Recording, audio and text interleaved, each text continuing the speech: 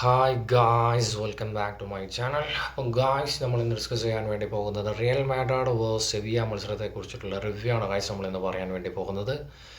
ലാലിഗയിൽ അവസാനമായി നടന്ന real Madrid versus Sevilla മത്സരം 4-2 എന്ന ഗോൾ സ്കോറിനായിരുന്നു റിയൽ മാഡ്രിഡ് വിജയം കരസ്ഥമാക്കിയിരിക്കുന്നത്. ഈ ഒരു വിജയത്തോടു കൂടി റിയൽ മാഡ്രിഡ് ലാലിഗ പോയിന്റ് ടേബിളിൽ 2ാം സ്ഥാനത്തേക്ക് മുന്നേറിയിരിക്കുകയാണ്.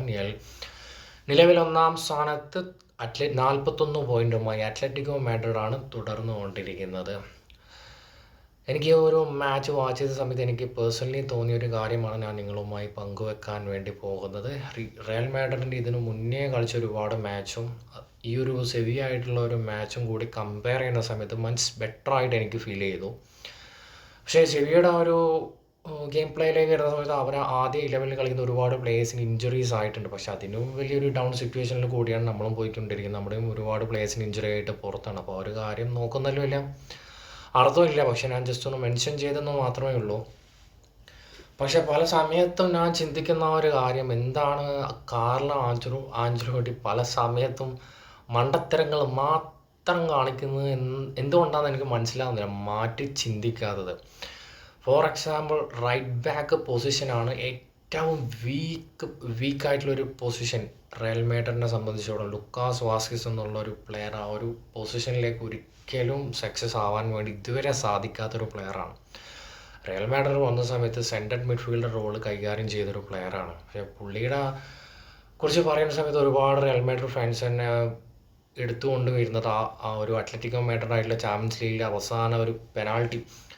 അതുമാത്രമല്ല, അതിനു മുന്നേ ഒരുപാട് പെനാൾട്ടി സ്പെഷ്യലിസ്റ്റാണ്. പക്ഷെ പെനാൾട്ടി എന്ന് പറയുന്ന കാര്യം മത്സരത്തിൻ്റെ അവസാന നിമിഷങ്ങളിൽ വരുന്ന ഒരു സംഭവമാണ് പെനാൾട്ടി എന്നുള്ളത്. പക്ഷെ അത് മാത്രം നോക്കിയിട്ട് റയൽ മാഡ്രിഡ് പോലത്തെ ഒരു ക്ലബിൽ എന്തുകൊണ്ടാണ് പുള്ളിനെ എപ്പോഴും സെല്ല് ചെയ്യാതെ തുടർന്നു കൊണ്ടിരിക്കുന്നത് എനിക്ക് മനസ്സിലാവുന്നില്ല. കാരണം ഒരുപാട് ബിഗ് മാച്ചസ് വരുന്ന സമയത്ത് പുള്ളി ചെയ്യുന്ന ആ ഒരു സഫറിങ് കണ്ട് സഹിക്കാൻ പറ്റില്ല.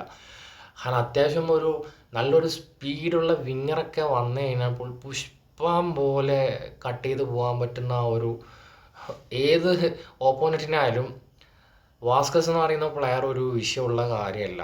കാരണം ആ ഒരു പൊസിഷൻ, എല്ലാ പൊസിഷനും കുറച്ച് ടഫ് തന്നെയാണ്. പക്ഷേ റൈറ്റ് ബാക്ക്, ലെഫ്റ്റ് ബാക്ക് എന്ന് പറയുന്നുള്ള ഒരു പൊസിഷൻ ഒഫൻസീവിലായാലും ഡിഫെൻസീവിലായാലും രണ്ടും കൺട്രോൾ ചെയ്യാൻ വേണ്ടി പറ്റണം. അത്യാവശ്യം നല്ല സ്പീഡും വേണം. വാസ്കസിനെ കുറിച്ചിട്ട് പറയുകയാണെങ്കിൽ സ്പീഡ് വളരെ കുറവാണ്. ഫിസിക്കലി നോക്കിയാലും അത്ര വലിയ ഫിസിക്കലി ഫിറ്റായിട്ടുള്ളൊരു പ്ലെയറായിട്ട് എനിക്ക് തോന്നുന്നില്ല. ഫോർ എക്സാമ്പിൾ ഞാൻ എടുത്ത് പറയുകയാണെങ്കിൽ റൊണാൾഡോ മാർസലോ ഒരു കോംബോ ഉണ്ടല്ലോ. കാരണം ലെഫ്റ്റ് ബാക്ക് എന്നുള്ള ഒരു പൊസിഷന് ക്രോസ് കൊടുക്കും.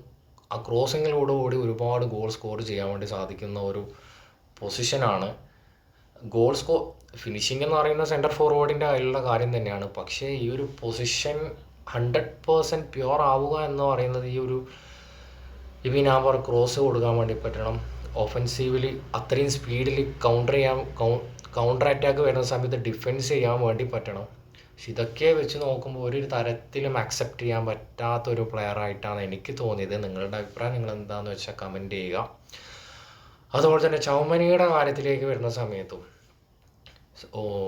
ഡിഫൻസ് ഫ്രഞ്ച് സ്ക്വാഡിലായാലും അതിനെ മുന്നേ കളിച്ച ക്ലബിലായാലും ഡിഫൻസീവ് മിഡ്ഫീൽഡറായിട്ടും സെൻട്രഡ് മിഡ്ഫീൽഡറുമായിട്ടാണ് ചൗമനി പ്ലേ ചെയ്തിട്ടുണ്ടായിരുന്നത്. പക്ഷെ അങ്ങനെയുള്ളൊരു പ്ലെയറിനെ സെൻറ്റർ ബാക്കിൽ പൊസിഷനിൽ പലവട്ടം ട്രൈ ചെയ്തിട്ടുണ്ട്. ചില സമയത്ത് സക്സസ് ആയിട്ടുണ്ട്, ചില സമയത്ത് ഫെയിൽ ആയിട്ടുണ്ട്. പക്ഷെ എന്തുകൊണ്ടാണ് ഒരു മിലിറ്റാവോ എന്ന ഒരു പ്ലെയറിന് എന്തുകൊണ്ടാണ് റൈറ്റ് ബാക്കിലെ ആ ഒരു പ്ലേസിലേക്ക് എന്തുകൊണ്ട് സെലക്ട് ചെയ്യുന്നില്ല എന്നാണ് എനിക്ക് മനസ്സിലാകുന്നത്. കാരണം മിലിറ്റാവോനെ കുറിച്ച് പറയുകയാണെങ്കിൽ ഇതിന് മുന്നേ കളിച്ച ഒരു പൊസിഷൻ റയൽ മാഡ്രിഡ് ക്ലബിലേക്ക് വരുന്നതിന് മുമ്പേ ഉള്ള കാര്യമാണ് ഞാൻ പറയുന്നത്. അപ്പോൾ എന്തുകൊണ്ടാണ് ആ ഒരു പൊസിഷനിൽ ഒന്ന് ട്രൈ ചെയ്ത് നോക്കുന്നതുകൊണ്ട് പ്രത്യേകിച്ചൊന്നും നഷ്ടപ്പെടാനൊന്നും ഇല്ലല്ലോ. കാരണം ആ ഒരു പൊസിഷനിൽ സക്സസ് അല്ല വാസ്കസിനെ സംബന്ധിച്ചിടത്തോളം. ഇപ്പോൾ വരും മത്സരങ്ങളിൽ റയൽ മാഡ്രിഡിനെ സംബന്ധിച്ചിടത്തോളം 20ാം സ്ഥാനത്താണ് ഇപ്പോൾ തുടർന്നുകൊണ്ടിരിക്കുന്നത്. ഒരിക്കലും അക്സെപ്റ്റ് ചെയ്യാൻ പറ്റാത്തൊരു കാര്യമാണ് റയൽ മാഡ്രിഡിനെ സംബന്ധിച്ചിടത്തോളം.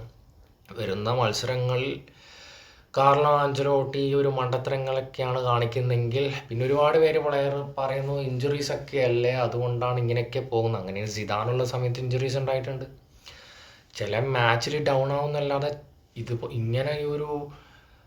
ഇങ്ങനെയുള്ള ഒരു അവസ്ഥയിലേക്ക് ഒരിക്കലും റയൽ മാഡ്രിഡ് വന്നിട്ടില്ല. സിദാൻ്റെ ആ ഒരു കാരണം ഒരു ആസ് എ കോച്ച് ഇതൊക്കെ മുൻകൂട്ടി കാണേണ്ട കാര്യമാണ്. സിദാനായാലും ഇപ്പോൾ ക്ലോപ്പായാലും ഒരുപാട് ഇഞ്ചറീസ് കഴിഞ്ഞ ക്ലോപ്പുള്ള ഒരു സീസണിൽ ഒരുപാട് പ്ലേയേഴ്സിന് ഇഞ്ചറീസ് ആയിട്ട് പുറത്ത് നിന്നിട്ടുണ്ട്. ആ ഒരു സീസണിലും മെയിൻറ്റെയിൻ ചെയ്ത് കൊണ്ടുപോകാൻ പറ്റുക എന്ന് പറയുന്നതാണ് ഒരു കോച്ചിൻ്റെ കഴിവ് എന്ന് ഞാൻ വിശ്വസിക്കുന്നത്. അപ്പോൾ ഇത്രയൊക്കെയാണ് ഗൈസ് എനിക്ക് പറയാനുള്ളത്. നിങ്ങളുടെ അഭിപ്രായം എന്താണെന്ന് വെച്ചാൽ കമൻറ്റ് ചെയ്യുക. അപ്പോൾ നെക്സ്റ്റ് വീഡിയോയുമായി വീണ്ടും കാണാം.